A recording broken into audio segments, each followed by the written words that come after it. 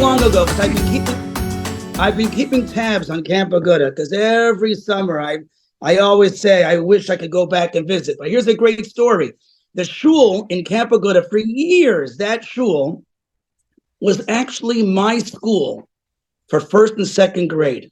But believe it or not, that building was in Willowdale on Patricia Street, Patricia Avenue, whatever you call it.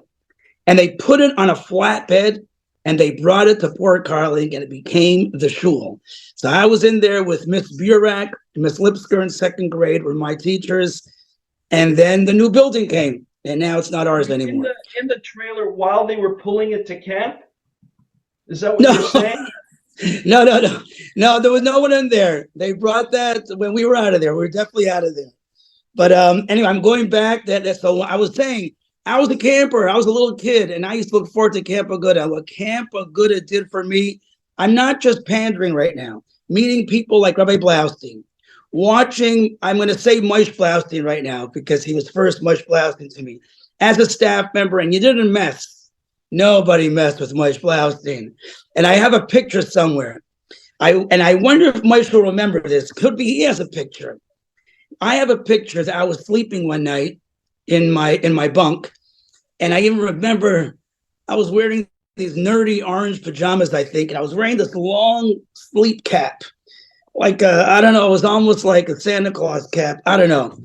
And if someone snapped a picture, and I was told Moshe Blaustein snapped that picture. It was a great pic, and I had it for a long time. I wish I could see that picture right now. But anyway, meeting people like Rabbi Blaustein in camp, and then seeing him in yeshiva, and then going back to camp, and seeing him in the summer. We had the most amazing staff members. And I've been watching this chat. What a puss. I tell you, Moshe, it's unbelievable. You are a legend in the camp world. In Eitz Chaim, my alma mater, you're probably, Kanai Nahari, you're a phenomenal Rebbe. I actually asked Akiva today, could I stay on to hear the story? Because if you think I'm going to miss this story, you're wrong. And I'm busy, but I'm not missing that story because I have to hear you in action. You know, Akiva, I told you before, can you imagine if I missed that story? I'll get a phone call tomorrow saying, Armo, you hung up the phone in the beginning of my story? No, I couldn't do that. I am not missing much of the story. Anyway, that's my piece. Very good. Okay. Thank you very much, Armo. Am I muted? No. You hear every word. Armo, thank you very much. I remember you in my bunk, and we were in the first building, first cabin on the left side. Yes. The camp opposite the cheese boxes. Yes. And the name of our group, I think, was the Blauberries, possibly. I'm not Very sure. Very possible. Okay. Well, we had a great time. Baruch Hashem. It was great. And the memories are great. And Baruch Hashem, you are somebody that went on from Camp Aguda, but not just you were a camper, you went up to be a staff, you went on to be a head counselor at Camp Aguda, and then you went to Camp ROMEMEMOU, and you've been there ever since. And Baruch Hashem, we are really, really happy to have had you. On one hand, I wish you could have stayed longer, but on the other hand, you are where you are today because of, Camp Aguda Toronto, Camp ROMEMEMOU. It's really fantastic. And Absolutely. Shlomo Pfeiffer, you're very lucky, Shlomo. Okay? Thank you, Rabbi Blaustein. Thank you for joining. Thank you. And I just want you to know, anything I have in my chinuch career, and I really mean this, chinuch career, camp career, 1,000% goes all the way back to Camp Aguda. And that's not just saying something because I have to say it. I feel it in my heart, 1,000%. So Shkayach Maish, thank you. Keep up the amazing work. And I can't even imagine this summer will be off the charts in Camp Aguda. I could just feel it in my bones. Baruch Hashem. Thank you for visiting me when you were in town. I appreciate that. My pleasure. Thank you. My pleasure. Okay, Army, go ahead.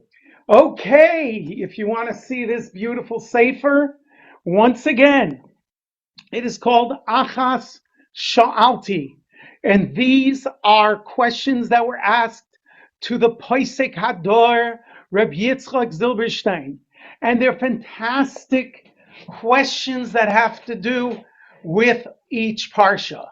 You're not going to believe this. It's a true question that actually happened. The story is with Gershon. Gershon was up late at a wedding, and he was driving by his jewelry store. And there he saw, he couldn't believe it. He slammed on the brakes. Slammed on the brakes. He backed up, and he couldn't believe what he saw. He saw thieves, robbers, going into his store, back out, into his store, back out. How am I going to stop them? What am I going to do? Oh, I got a great idea. He had the keys to sneak around. He went upstairs to the second floor, above where he was. And there was the getaway car. The getaway car, they were going into the store, putting jewelry into the getaway car. He went and he took a humongous cinder block. Could you imagine this happening? You're not going to believe it. He goes and he wants to make sure. 5, 4, 3, 2, 1. Whee! Bam! The whole front windshield busted, broke, and the big noise alerted the thieves. They came running out. OMG! Oh my goodness! Let's get out of here! Somebody caught us! We're in big trouble. And sure enough, they turned around and they ran as fast as they could. And sure enough, Gershon came downstairs. What a great job! What an unbelievable job this was. But the story doesn't stop there. Anyways, that cinder block that broke through, it turned out this wasn't the only store that they robbed. There was other stores, other jewelry stores that they robbed. And there was a man that came up to him. My name's Avishai. You are in big trouble because that car is my car. They stole my car and they used it as a getaway car and to take jewelry from a bunch of stores. So you owe me money now. Shmuel said, what? What? I owe you money? There's no way in the world I owe you money. I'm sorry, it's Gershon. I don't owe you any money. I did you a big favor. Well, we're taking you to a Rav, and he's going to paskin. Anyways, believe it or not, they went to Rabbi Zilberstein. Does Gershon have to pay for that car to be fixed, the windshield, or does he not? That's the Shaila. Now, I'm going to ask you guys over there, Gershon, who threw the rock, the big cinder block, does he have to pay Avishai or not? If you say he has to pay, say I. If you say he doesn't have to pay, say no. Well, the nose, since the nose is underneath the eye, he does not have to pay. You heard it here first. Gershon does not have to pay for the damage to Avishai's car. I'm not going to quote you the Gemaras that are brought down, but that was the psak of Rabbi Zilberstein Shlita. And now for our featured story happening here. This story is truly amazing because it shows us what friends can be. And I know you have good friends. I know you have good friends. Everybody has good friends. You have that friend that at recess, he shares the latest Pashka's candy with you without being expecting to get paid. And he's the type of guy where he says, here, you want a piece? Oh, that's so kind of you. That's so nice of you. Says, okay, 1 minute. Half. I'll give you half for 1 second. This one's a little bit taller. Oh, that one's taller. Now they're even. Here. Okay? So you have friends like that. You also have friends that will call you safe before you even get to first base. He hit the ball. He hit the ball. Wow. And there he is. He's running. He's safe. He's got another 5 steps to go. What's going on?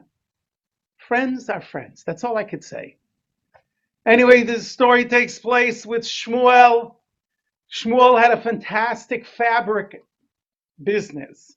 Fabric is like stuff you wear, okay? Fabric wool, fabric people line their chairs with fabric, okay? So you've got things like that. Cotton is fabric, not cotton candy, cotton. So anyways, what happens is Shmuel's business was unfortunately not doing well. Once upon a time, he did really well. Once upon a time, he did so well that before every Yom Tov, he would go to the older or younger jewelry store and he would buy jewelry for his wife before Yom Tov. It was really, really nice.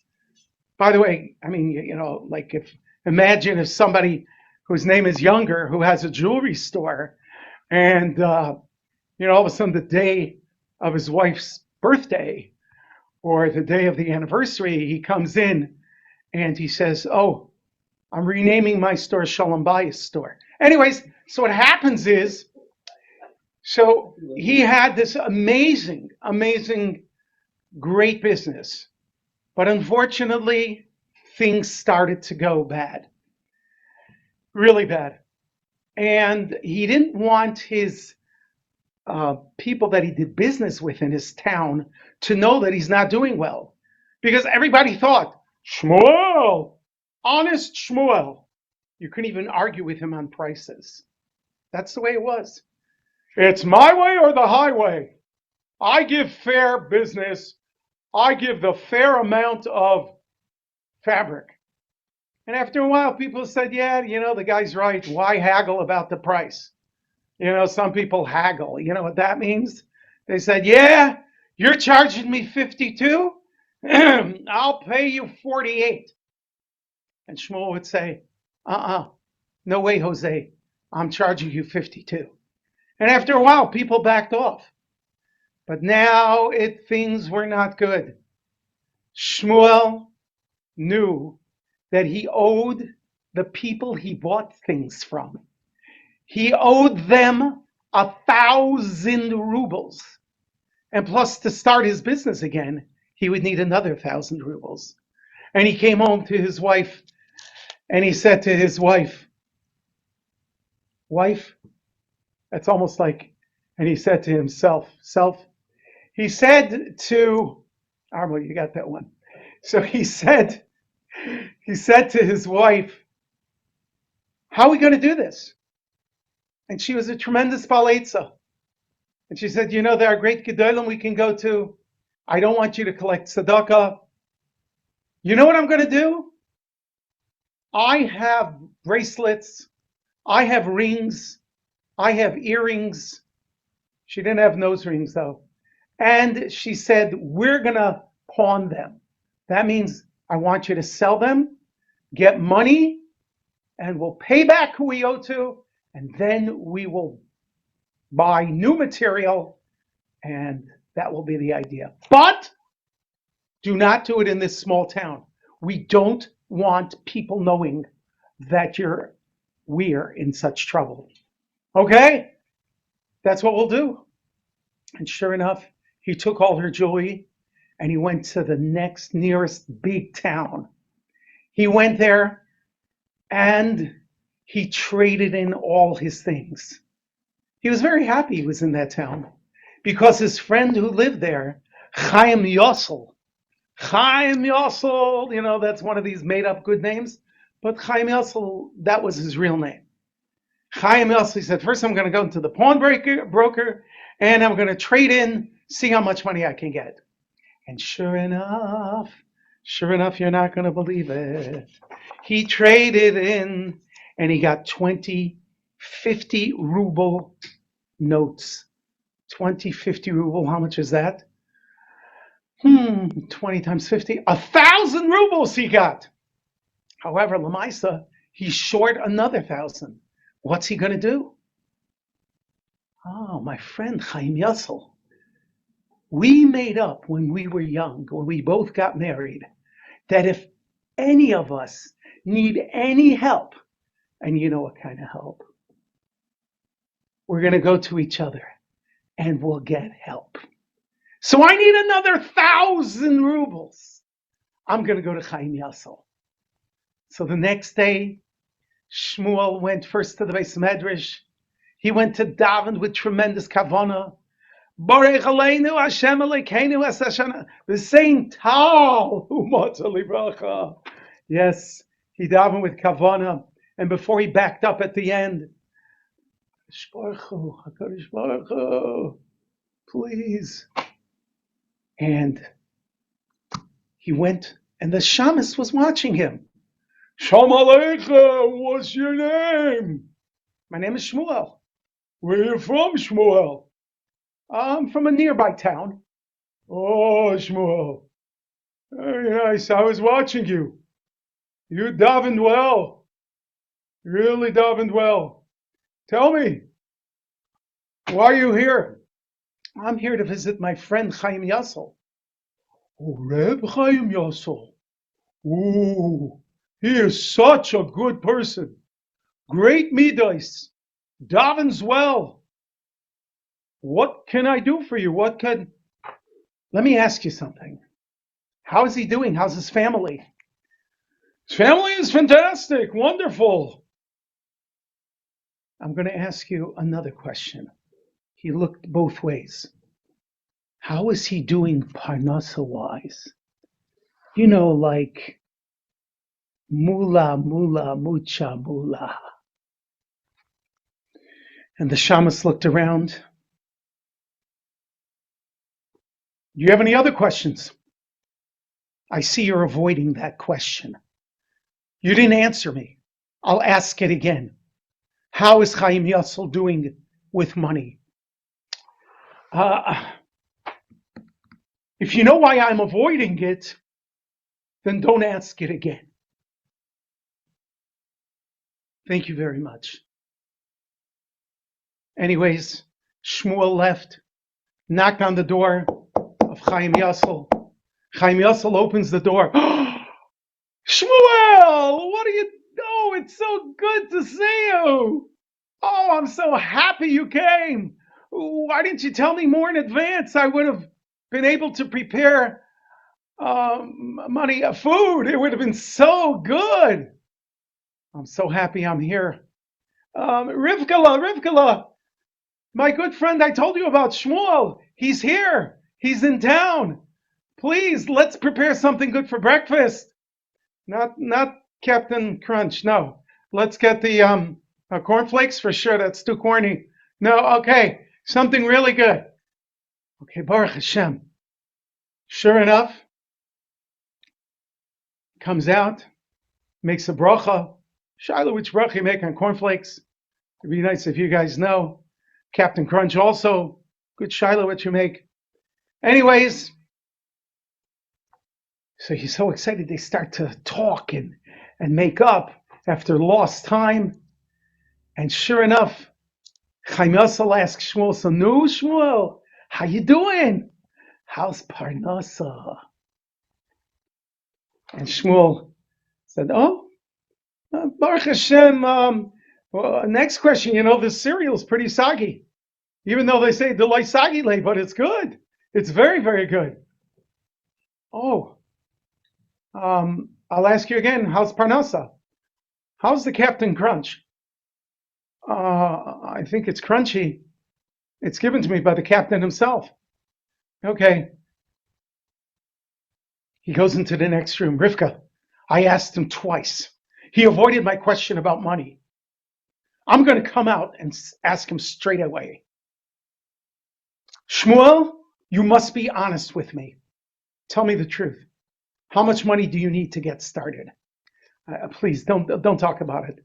I don't want to talk about that I need 1,000 rubles. Please don't talk about it. Okay. Sure enough, the next day he stayed overnight. That night, the next day they went to the train station, and Baruch Hashem, things were very good. At the train station, Shmuel did not say his quota of Tehillim. He wanted to say more Tehillim. In the meantime, Chaim Yossel did not finish davening. He said, "Could I borrow your jacket?" "Sure, no problem, sure." So Chaim Yossel, sure enough, took something out of his pocket, put it in the jacket of Shmuel. And then all of a sudden they heard the train whistle. "Everybody aboard, D-train going to Brooklyn, let's go, everybody aboard." And sei gesund, be well. It's so good to see you, Mir Hashem, make sure you come again. Shmuel goes on board. He's searching for his ticket, and he goes, "What is this?" He takes out a wad. A wad means a thick 10 100 rubles. 1,000 rubles! Gewalt! Unbelievable! But guess what, boys? The story's not finished there. True, Shmuel now had the money he needed. But when Chaim Yossel came home, I didn't finish saying my Tehillim. And he took his Tehillim and he opened it up to the page that he was on. And in between the two pages, out came an envelope with, you guessed it, 1,000 rubles. Maisa Shahaya. Yes, it happened. And in Mir Hashem, by being friends like this, we should zeicha to bring Mashiach soon. Bimheira v'yameinu. Amen. Thank you, Rabbi KESSOUS, for coming. Thank you, Rabbi Balter, Mr. Balter, for being on. And all you boys out there, you guys are the middle of Aguda. You're the you in Aguda. Thank you for coming on. Really appreciate it. Thank you, Rabbi Blaustein. At this point, before we get to the raffle, I want everybody to unmute themselves and give Rabbi Blaustein a big Halaylah Hazeh appreciation and thank you. Sure. Let's hear it. Thank you. Rabbi Blaustein, you're the best. Rabbi Blaustein, you're the best. Thank you, Rabbi Blaustein. Thank you.